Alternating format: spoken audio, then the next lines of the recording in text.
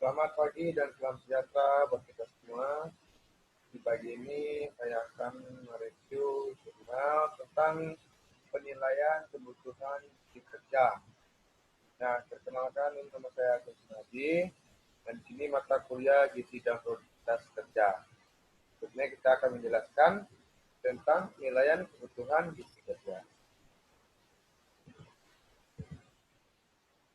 Setiap pekerjaan memerlukan zat gizi dengan jumlah kalori yang sesuai dengan jenis pekerjaan yang mereka lakukan, sehingga aktivitas dapat optimal apabila kebutuhan kalori dan gizi untuk tubuh telah terpenuhi dengan baik. Jadi, setiap pekerja itu memerlukan zat gizi dengan jumlah kalori sesuai dengan aktivitas yang dia lakukan, aktivitas pekerja. Nah, ini lihat.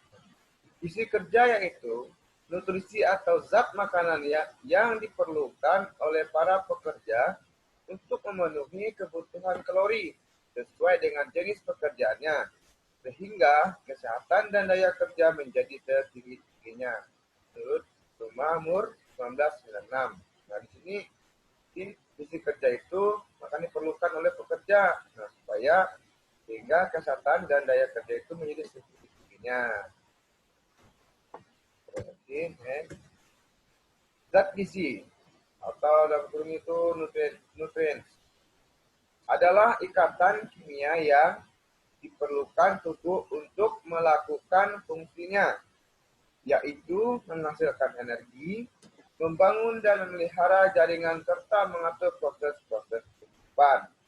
Itulah fungsi dari zat gizi atau nutrien. Nah, ikatan kimia yang diperlukan oleh tubuh.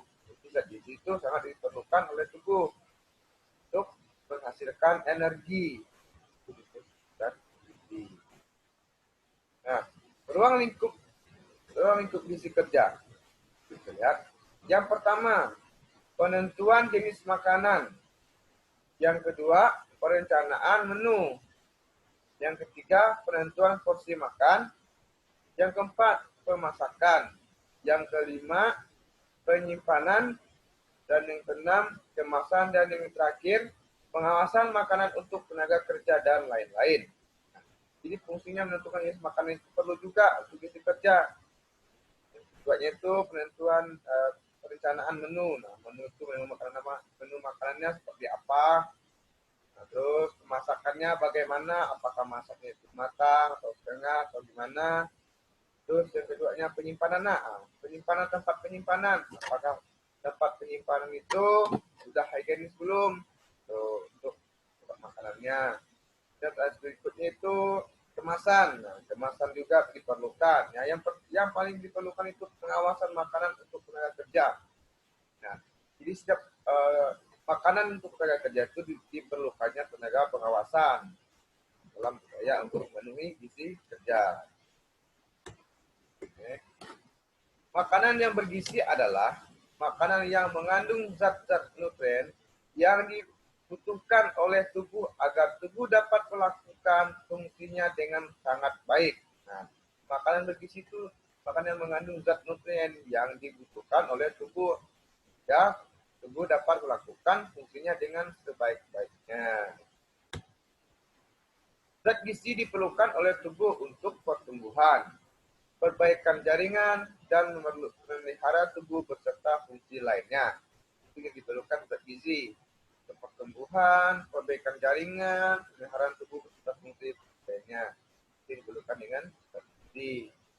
Masalah gizi kurang dan buruk dipengaruhi langsung oleh faktor konsumsi pangan dan penyakit infeksi. Nah, masalah gizi kurang dan gizi buruk dipengaruhi oleh apa? Faktor konsumsi pangan. Nah, sehingga kurangnya pangan bisa mempengaruhi gizi kurang dan gizi buruk. Berikutnya, secara tidak langsung dipengaruhi oleh pola asuh. Nah, ketersediaan pangan, faktor sosial, faktor ekonomi, budaya, dan politik. Nah, yang diperlukan itu sering diperlukan itu pola asuh juga. Nah, pola asuhnya gimana? Nah, badannya seperti gimana pola asuhnya? Itu menurut UNED 1990. Jadi, kekurangan gizi pada makanan yang dikonsumsi tenaga kerja sehari-hari akan membawa akibat buruk terhadap tubuh. Jadi kekurangan makan zat gizi yang diperlukan oleh pekerja itu akan berpengaruh. Nah, berpengaruhnya akibat buruk terhadap tubuh. Yang pertama seperti apa? Kita lihat. Pertahanan tubuh terhadap penyakit menurun. Jadi sehingga kekurangan zat gizi bagi pekerja sehingga dapat mengurangi sistem imunnya, pertahanan sistem imunnya berkurang. Nah, dan kedua, kemampuan fisik kurang, juga mempengaruhi kemampuan fisik. Dan yang ketiga, berat badan menurun. Yang keempat, badan menjadi kurus. Terus muka pucat, kurang bersemangat. Kurangnya motivasi dalam bekerja, bereaksi lambat. Nah, sehingga ketika kita kekurangan gizi dalam sehari-hari dalam pekerjaan, jadi bereaksinya lambat. Bereaksi lambat itu proses pekerjaannya atau cara kerja itu lambat karena dia kekurangan gizi. Dan terakhirnya apatis dan lain sebagainya. Next. Meningkatkan efisiensi dan produktivitas kerja dengan mengatasi masalah gizi tenaga kerja, yaitu bagaimana kita meningkatkan efisiennya dan produktivitas kerja dengan mengatasi masalah gizi. Kita lihat di yang pertama, dengan jalan perbaiki keadaan kesehatan. Perlunya jalan perbaiki keadaan kesehatan. Dan yang kedua, meningkatkan keadaan gizinya melalui pelaksanaan gizi kerja di perusahaan. Jadi perusahaan itu misalnya harus meningkatkan keadaan gizi kerja melalui pelaksanaan gizi, perusahaan dan itu untuk meningkatkan efisien dan kualitas kerja dengan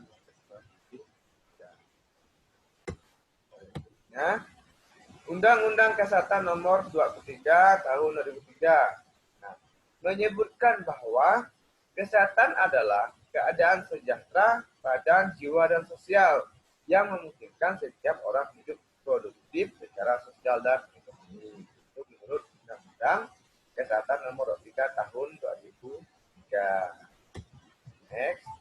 Ada 4 aspek kesehatan. Yang pertama, ada aspek fisik, yaitu badan, mental, yaitu jiwa, sosial, dan ekonomi.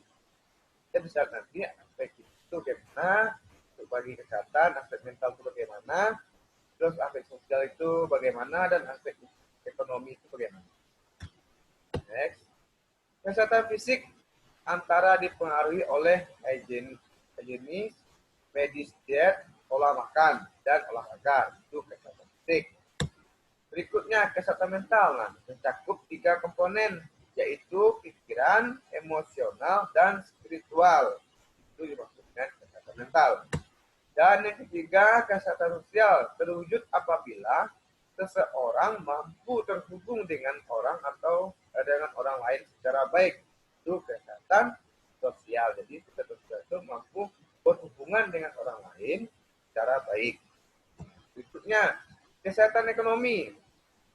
Terlihat dari produktivitas seseorang dalam arti mempunyai kegiatan yang menghasilkan sesuatu yang dapat menyokong hidup dan keluarganya secara finansial menurut Ariyuni Astuti 2008. Itu kesehatan ekonomi itu dari produktivitas seseorang arti mempunyai kegiatan yang menghasilkan sesuatu dalam menyokong hidup dan keluarganya secara finansial.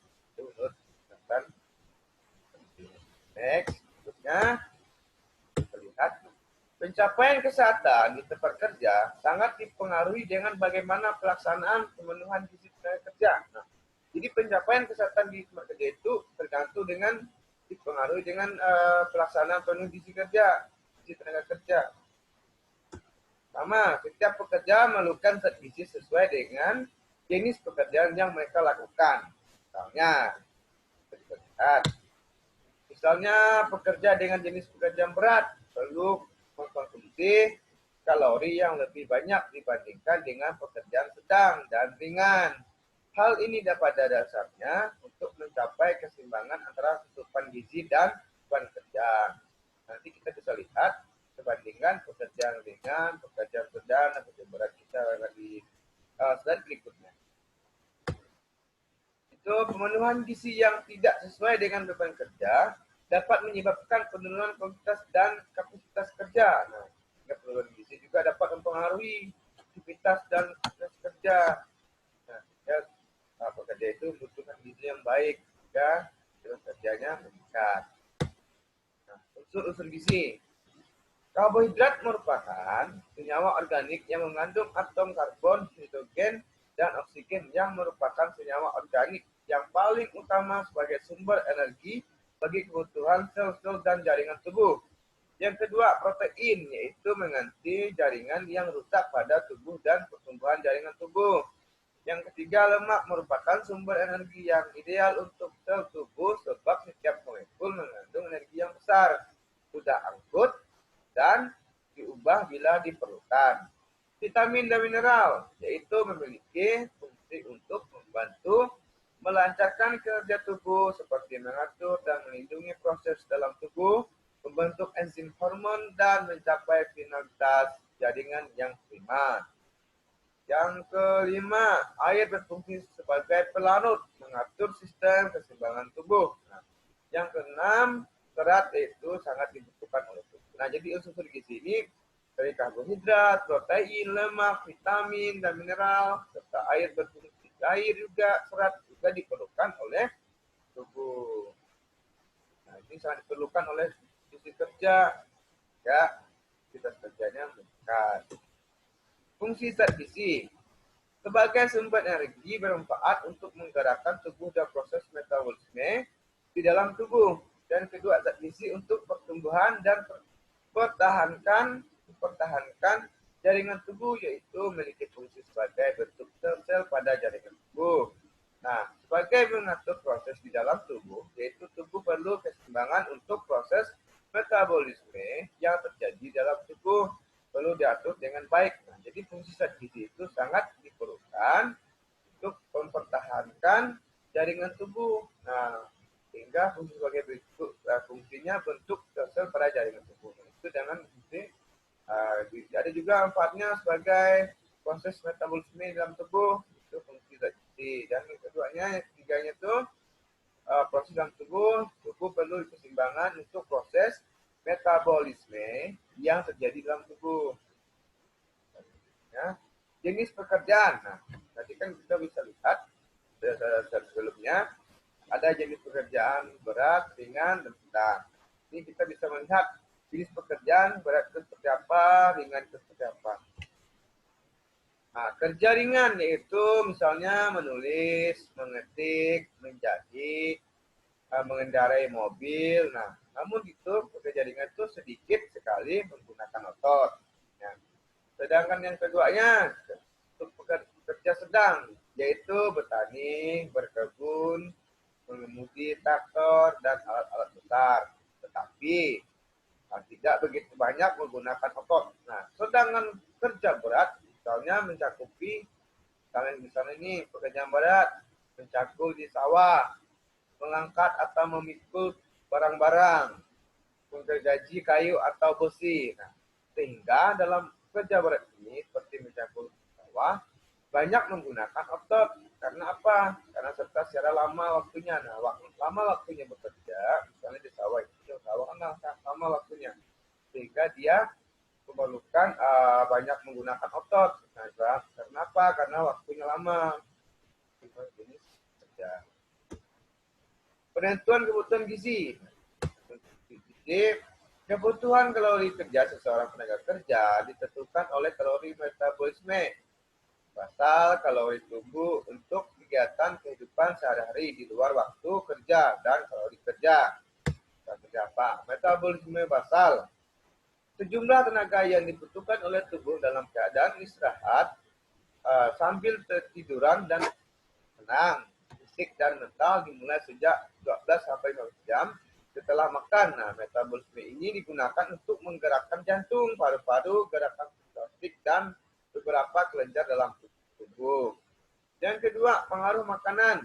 Pada menu makanan sehari-hari yang mengandung 3 komoron, zat penghasil energi, karbohidrat, lemak, protein.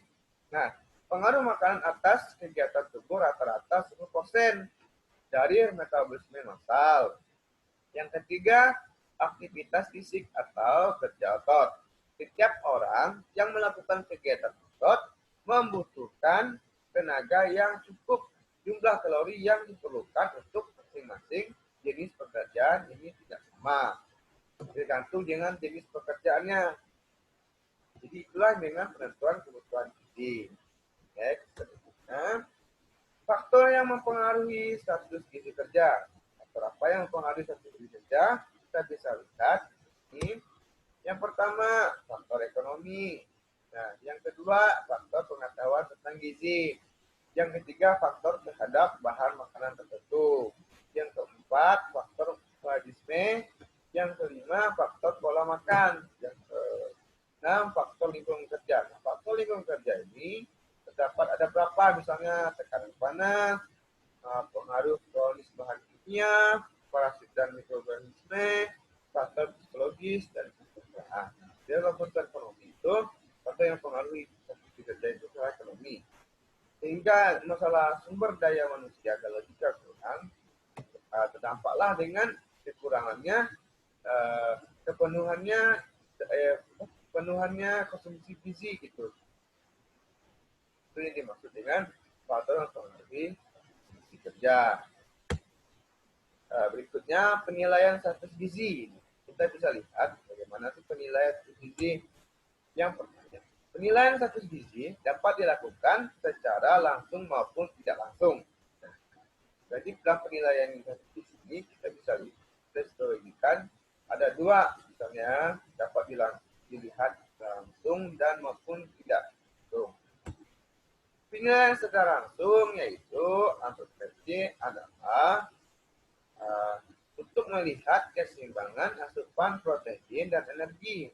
Keseimbangan ini terlihat pada pola pertumbuhan, fisik, dan proporsi jaringan tubuh seperti lemak, otot, dan jumlah air dalam tubuh. Itu menurut Dewan Komprehensif 2001. Yang kedua, faktor klinis. Kedua, faktor biokimia dan faktor biofisik.